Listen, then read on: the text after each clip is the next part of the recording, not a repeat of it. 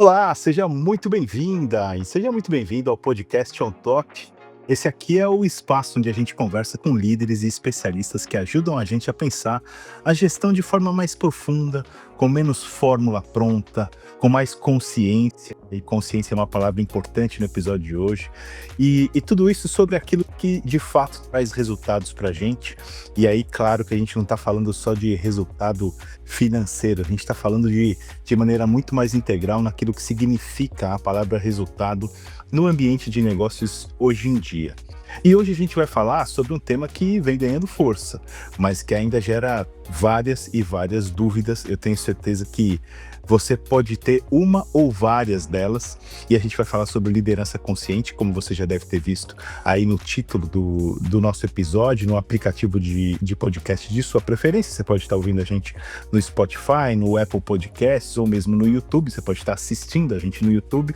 Portanto, já deixo aqui o recado para você assinar o feed, né? Para você se inscrever ou no nosso canal no YouTube ou no feed do nosso podcast no Spotify, no Apple Podcasts. Assim você não perde nunca quando a gente tiver um episódio novo publicado, o que tem acontecido de 2 em 2 semanas mais ou menos, tá bom?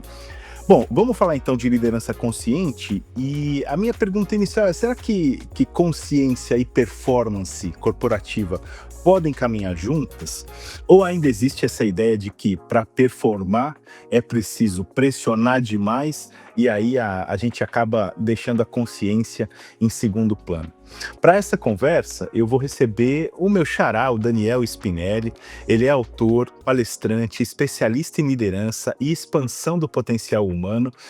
Ele tá retornando agora de uma viagem, de um período super super imersivo e importante, que eu até peço para ele contar um pouquinho, até para contextualizar para nossa audiência também o momento de vida do Daniel, e a quem eu agradeço imensamente pela participação e que eu super admiro a trajetória dele. Obrigado, viu, Daniel? Obrigado, Daniel. Obrigado pelo convite. Parabéns pelo belo trabalho que vocês estão fazendo aqui. É uma alegria para mim poder compartilhar um pouquinho aqui com você, com o pessoal que está te acompanhando. E eu acho que esse tema que a gente está trazendo hoje é um tema crítico, especialmente nos tempos que a gente está vivendo hoje, né?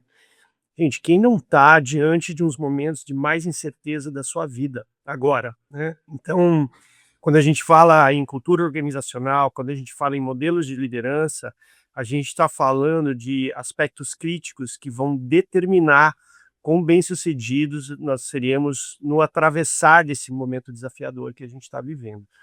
Então, quem aí não tem sentido ansiedade, quem aí não tem sentido, eh, às vezes até perdido na estratégia, quem não está sentindo muita pressão por performance, por resultado, mas às vezes até por sobrevivência.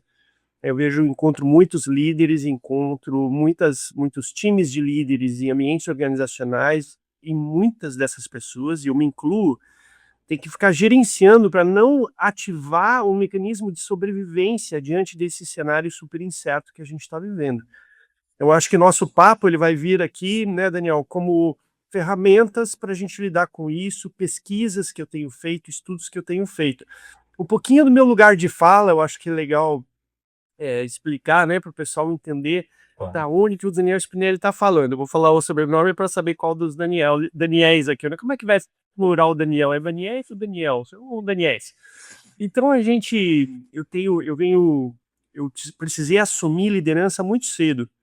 Meu pai tinha uma loja de material de construção, da qual a minha família dependia, né? Meus irmãos, a alimentação da família, os estudos, tudo mais. E ele sofreu um acidente quando eu tinha 17 anos, então eu precisei trancar a faculdade e assumir a loja naquele momento. Era uma pequena loja. Ele acabou voltando depois, e aí, mas o fato é que eu nunca mais deixei de liderar. Os primeiros 7 anos nessa loja, depois a gente decidiu fechar e eu fui para outras aventuras, mas isso já se vão mais de 35 anos liderando. Então aqui tem um líder, em primeiro lugar. Aqui é alguém que vive os desafios da liderança, sente a solidão da liderança, a pressão que a gente fica precisando regular, quanto que eu passo para o meu time, quanto que eu seguro comigo, a gestão emocional, a conciliação de desafios pessoais e profissionais que às vezes a vida nos apresenta desafios profundos que a gente tem que lidar ao mesmo tempo. Eu sinto e senti muitas dessas coisas. Do outro lado, eu tenho um educador aqui, inspirado aí pelo lado da minha mãe, que era uma educadora, ela veio do interior da Bahia, educadora, ela da educação infantil, eu fui para o mundo corporativo. Dona Sueli, que já partiu, mas me deixou com esse legado, ela me ensinou que um educador ele se dedica a estudar algo profundamente para ser útil para pessoas que se interessam por um tema. E meu tema é liderança e, principalmente nos últimos tempos, que eu venho estudando também mente humana, liderança consciente. Então, Daniel, prazer estar contigo, espero poder contribuir aí com o programa e com todo mundo que está assistindo a gente.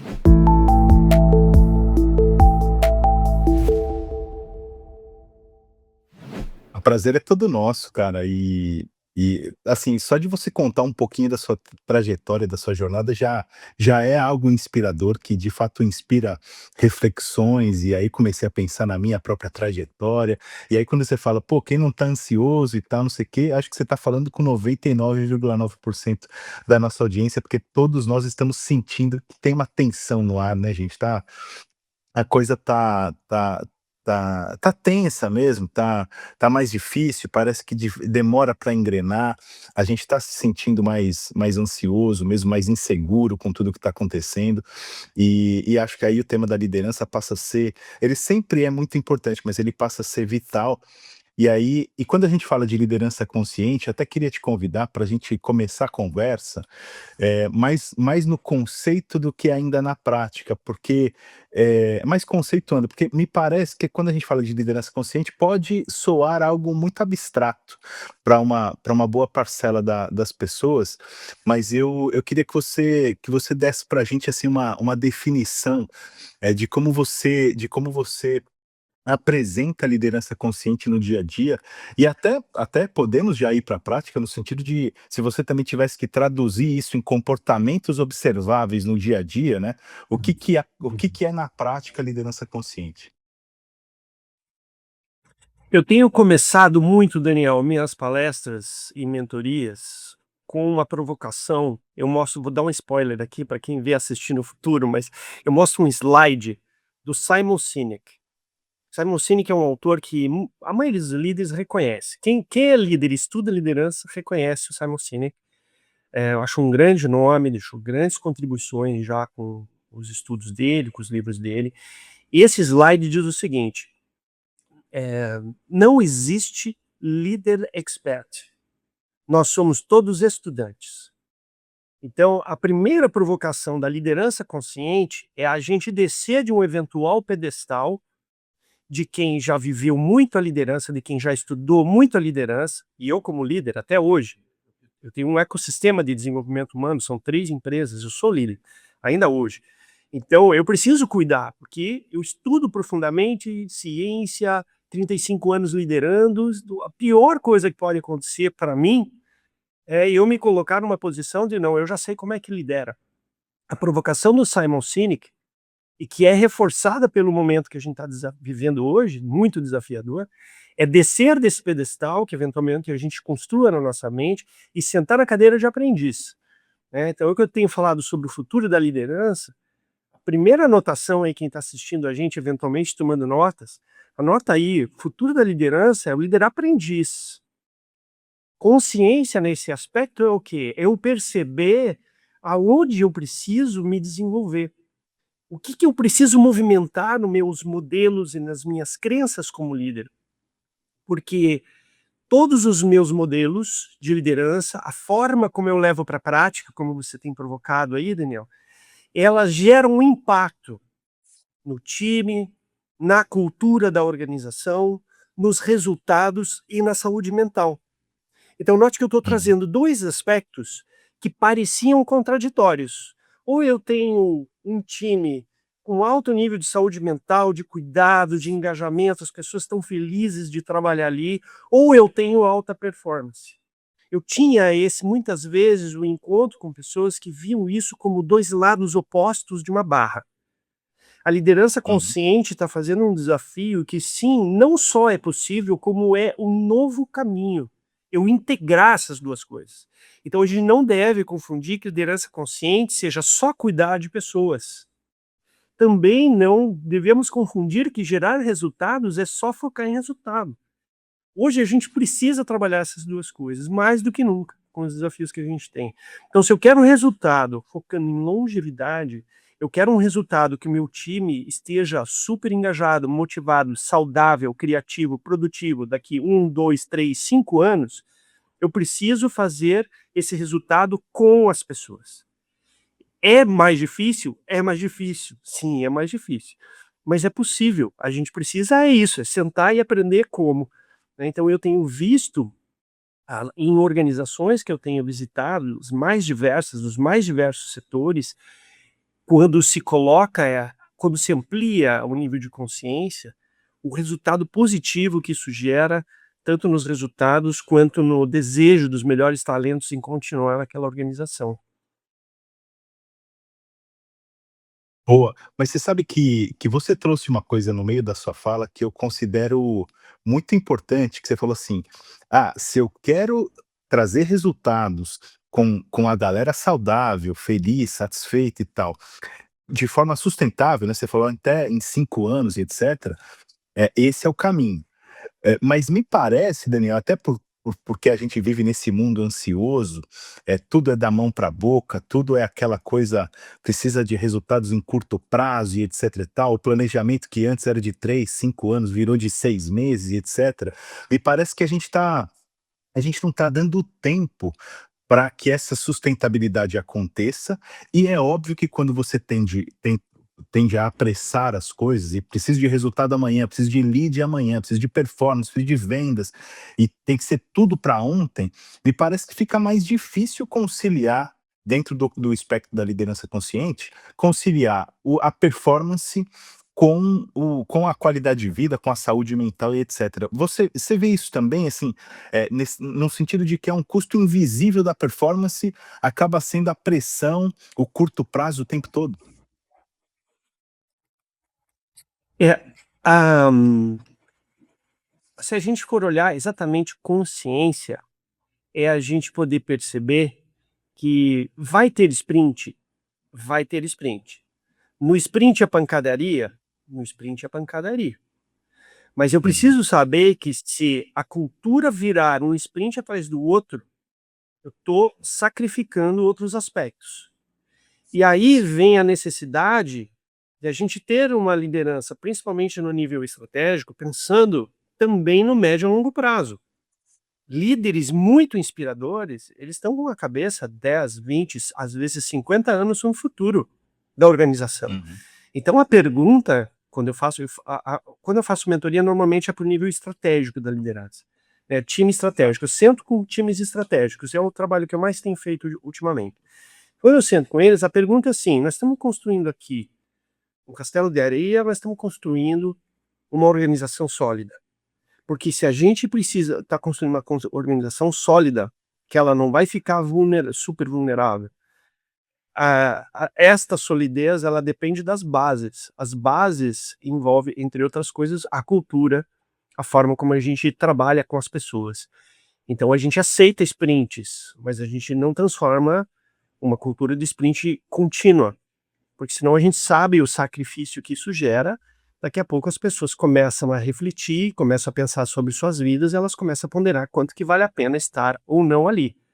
Então é importante a gente trazer mais intencionalidade para costurar 3 aspectos fundamentais. Então, de novo aí, talvez tenha gente tomando nota e assistindo o nosso podcast aqui, então eu convido a anotar essas 3 coisas, né. A primeira é, o fato do mundo estar mudando muito rápido e apresentando muita incerteza, a gente precisa ter uma estratégia que ela é ajustada continuamente. Eu não posso fechar numa estratégia e achar que eu vou seguir 3 anos com aquela estratégia. Quem trabalha com estratégia que sabe o quanto que a gente precisa ir ajustando. Se eu tenho uma estratégia, eh que vai se ajustando, volátil, eu preciso ter uma cultura adaptável. Porque a gente sabe, Uhum. né, cultura come estratégia do café da manhã, todo mundo já ouviu isso.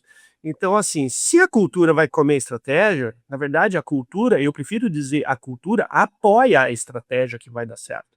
Então essa cultura também precisa ser gerida. Então eu troco a palavra de consolidação da cultura por gestão da cultura. E como é que eu faço a Uhum. gestão da cultura? Uma das melhores formas é cuidar do exemplo que o time de líderes está dando.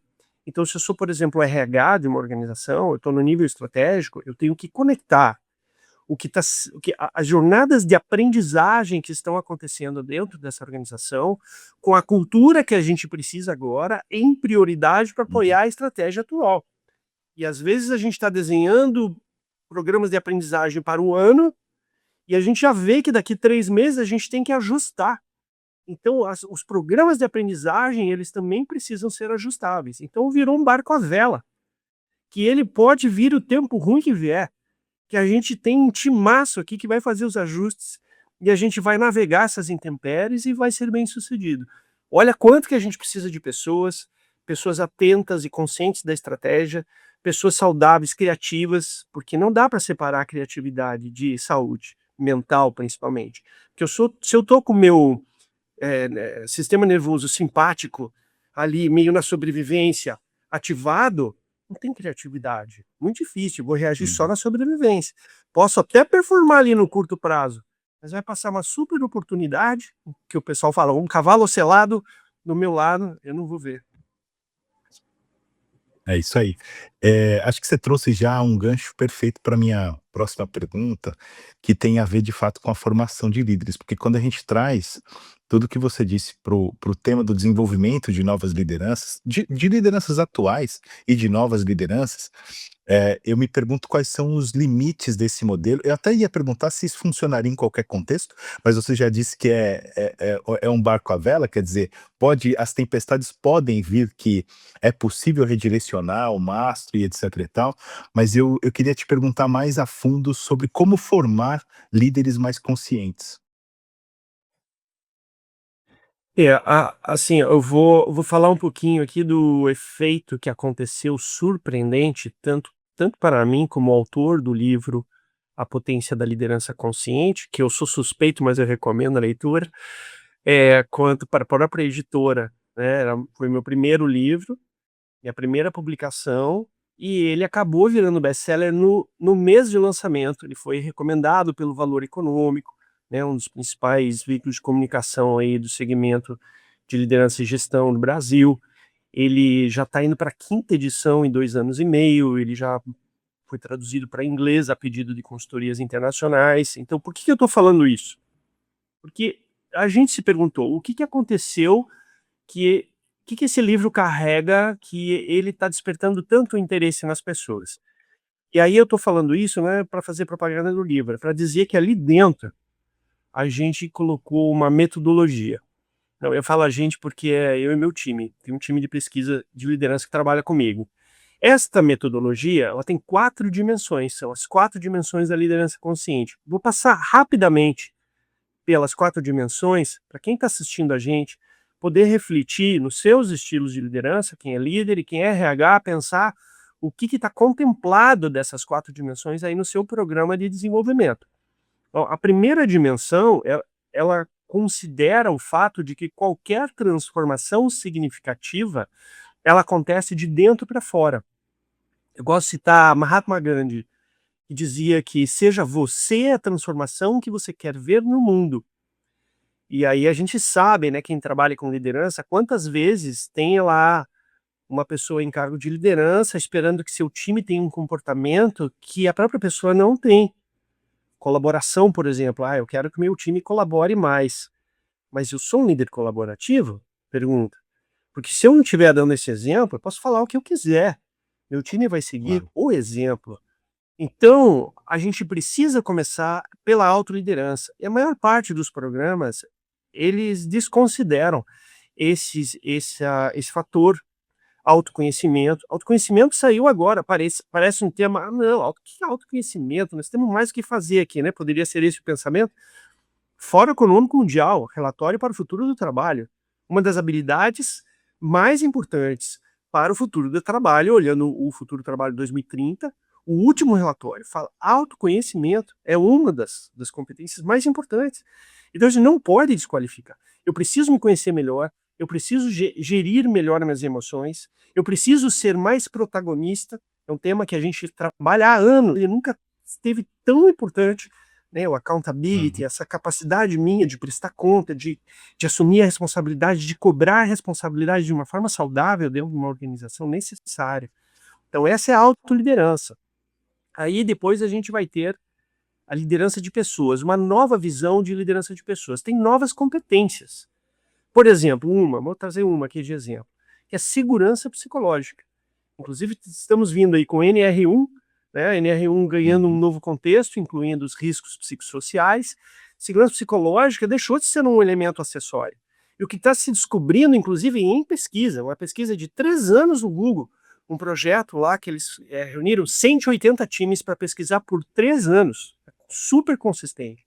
Eles chegaram à conclusão que o aspecto mais importante das equipes que performavam mais, para usar o termo que se abriu aqui no nosso podcast, aqui, Daniel, alta performance, era a segurança psicológica. Então, liderar hoje, nesse mundo que desafia nosso emocional, eu preciso ser um líder que sabe gerar um ambiente de segurança psicológica e sabe que isso afeta diretamente a performance.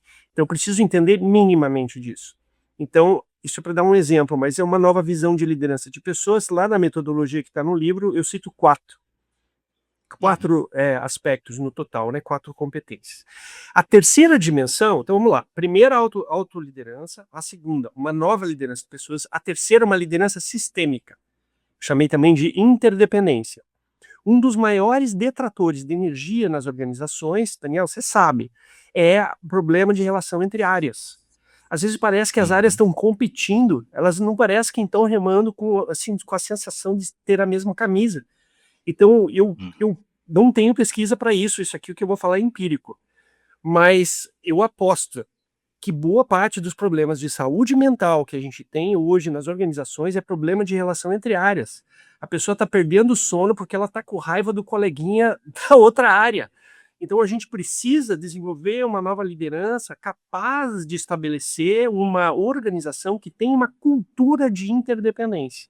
Isso pode parecer discurso, né? O pessoal às vezes no motivacional fala: vamos derrubar as paredes, vamos construir pontes. Legal, muito bonita a fala, mas a próxima pergunta é: como que eu faço isso? Então a gente Uhum. fez com base em pesquisas, juntei neurociência lá, o David Eagleman, com a Brené Brown, que é uma grande autora que estuda empatia academicamente. A gente juntou esses 2 estudos e apresenta um método para você virar um líder que promove cultura de interdependência. E a quarta dimensão é o legado, consciência que eu gero um impacto em pessoas, na organização e na sociedade.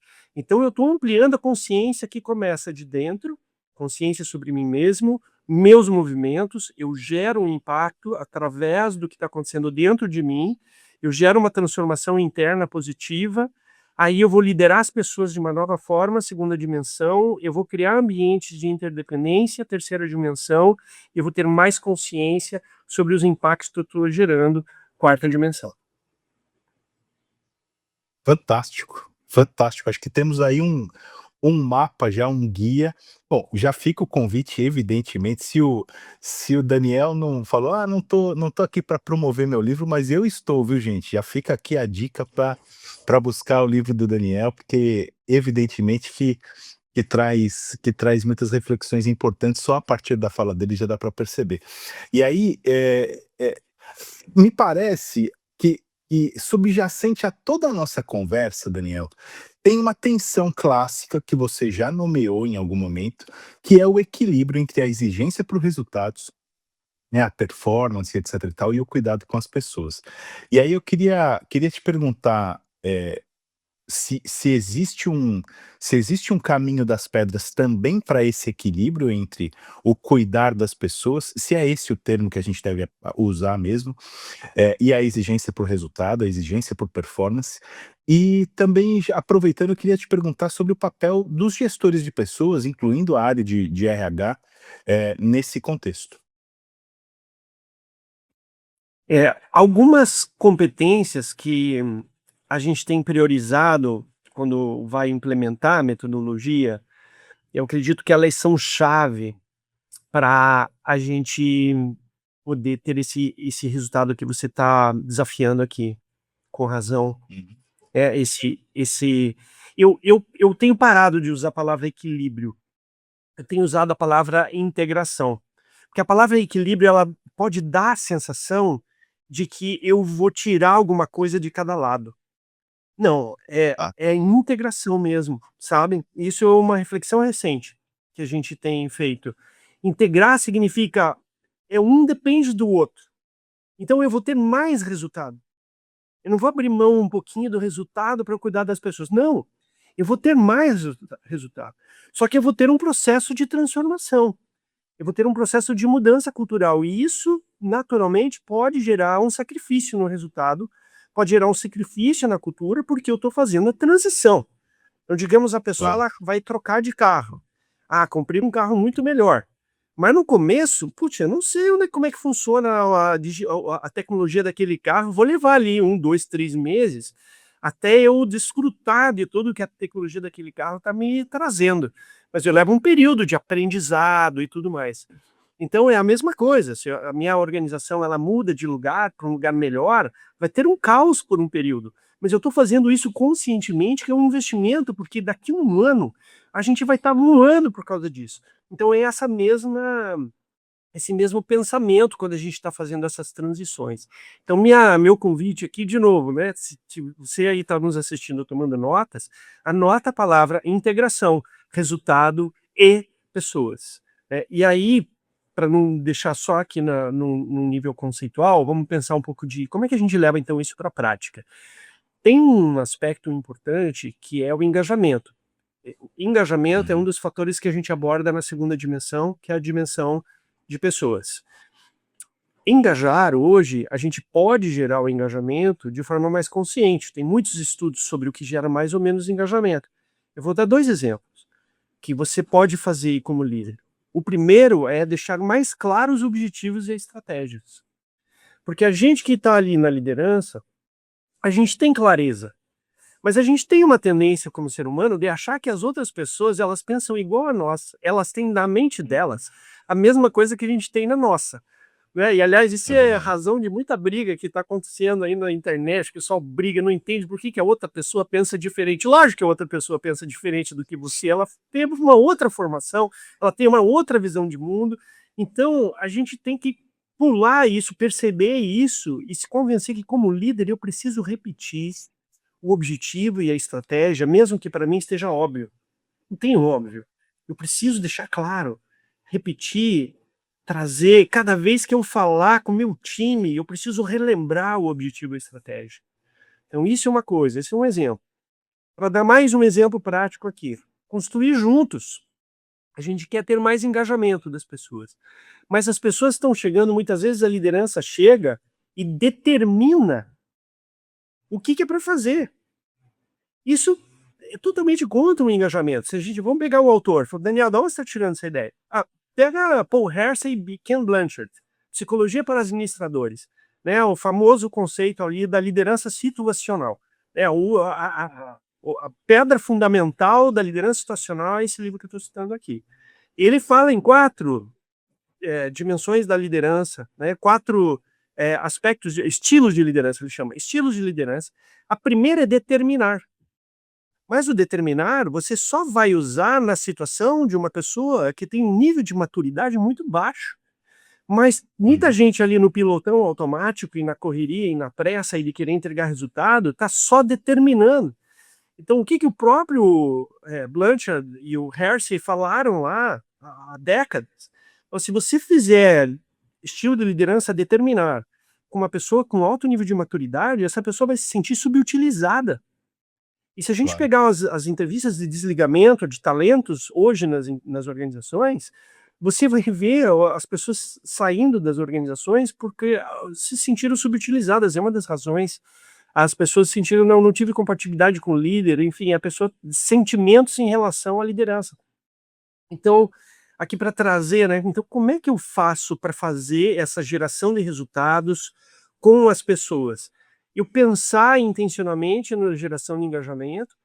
Como é que eu gero engajamento? Estou dando 2 exemplos aqui, tem outros obviamente, mas um é eu deixar mais claro o objetivo e estratégia e eu comunicar com mais frequência, porque daí eu aumento o nível de maturidade do time, vão ter decisões mais inteligentes, ações mais coerentes, menos desperdício de energia, quanta gente... Às vezes a gente quer resultado, mas a energia está sendo desperdiçada.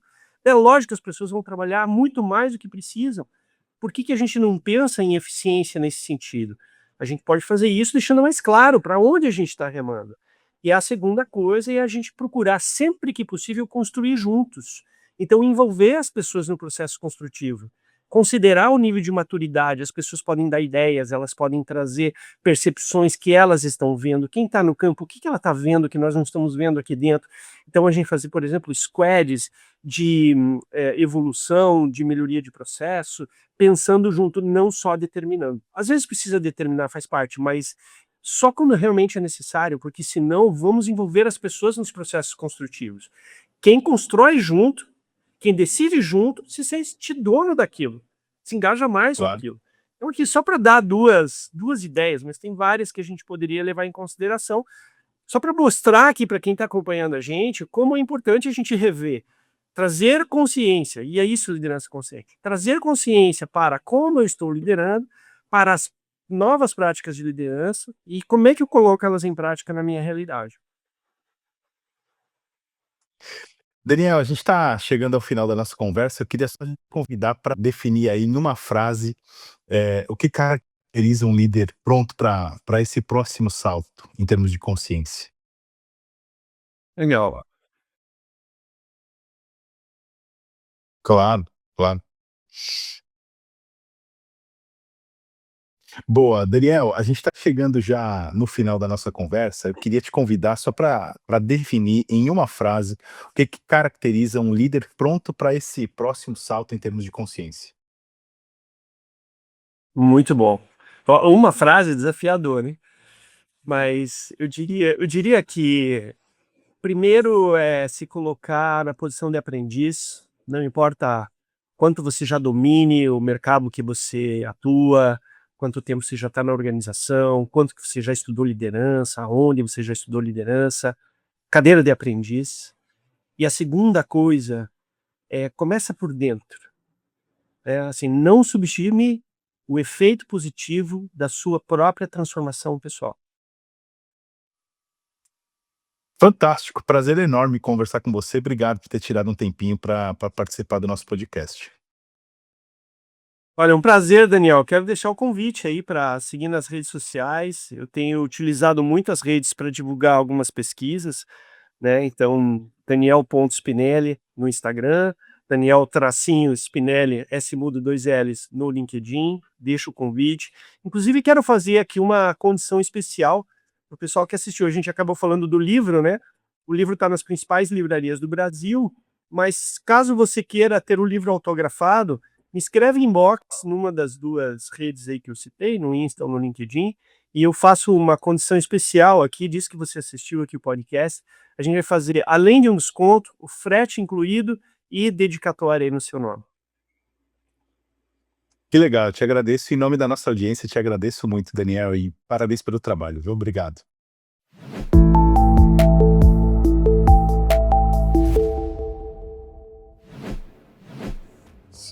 É isso aí, fica muito claro que quando a gente fala de liderança consciente, a gente não está falando sobre suavizar a liderança, mas sim sobre torná-la intencional. Gostei dessa palavra que o Daniel trouxe, né? Intencional, consistente e, no fim das contas, muito mais sustentável e também, por que não, mais próspera para o negócio.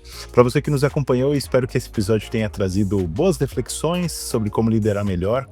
Quero deixar aqui também o convite para você seguir o OnTop, assinar o OnTop nos aplicativos de podcasts ou no YouTube e também seguir o Top of Mind RH nas nossas redes sociais, LinkedIn, Instagram, etc.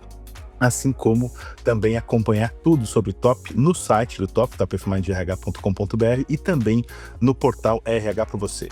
É isso aí, a gente se vê no próximo episódio. Um grande abraço e até mais.